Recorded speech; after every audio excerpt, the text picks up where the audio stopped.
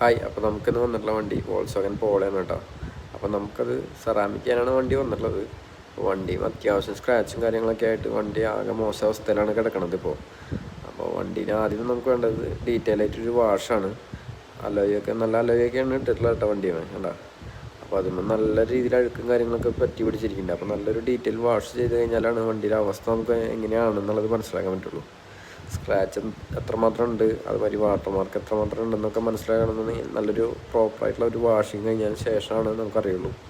അപ്പോൾ നമുക്കിനി അടുത്ത് നെക്സ്റ്റ് എന്ന് പറഞ്ഞു കഴിഞ്ഞാൽ വാഷ് ചെയ്യാം. അപ്പോൾ അതിന് മുന്നേ കണ്ട സ്ക്രാച്ചും വാട്ടർ മാർക്കും എല്ലാം കണ്ട നല്ല രീതിയിലുണ്ട്. അപ്പോൾ നമ്മൾ വാഷിങ് സ്റ്റാർട്ട് ചെയ്തിട്ടുണ്ട് കേട്ടോ. അപ്പോൾ വാഷിങ് സ്റ്റാർട്ട് ചെയ്ത് അലോയൊക്കെ നല്ല അടിപൊളിയായിട്ട് അഴുക്കാക്കി കൊണ്ടുവന്നുള്ള വണ്ടിയായിരുന്നു. നമ്മൾ ക്ലീൻ ആക്കിയിട്ടുണ്ട്.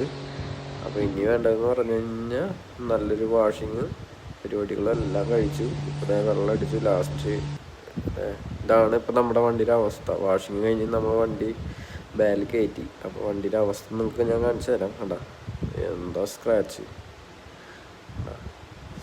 അത്യാവശ്യം സ്ക്രാച്ച് ഉണ്ട്. നല്ല ഡീപ്പായിട്ടുള്ള സ്ക്രാച്ചുകളും കിടക്കുന്നുണ്ട് കേട്ടോ. അപ്പോൾ വണ്ടിയുടെ അവസ്ഥ കണ്ടല്ലോ നിങ്ങളെല്ലാവരും. അപ്പോൾ ഈ വണ്ടീനെ നമ്മൾ പുത്തനാക്കിയിട്ടാണ് കസ്റ്റമർക്ക് കൊടുക്കാൻ പോണത്.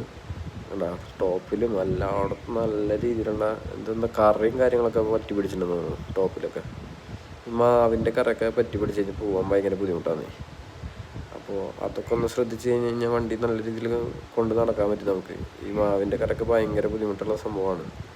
നല്ല ഡീപ്പായിട്ടുള്ള സ്ക്രാച്ചും കാര്യങ്ങളൊക്കെ കിടക്കണം എന്താ അല്ലേ. അപ്പോൾ ഇതാണ് വണ്ടിയുടെ ഇപ്പോഴത്തെ അവസ്ഥ. ഇത് നമുക്ക് സെറ്റാക്കി എടുക്കാം.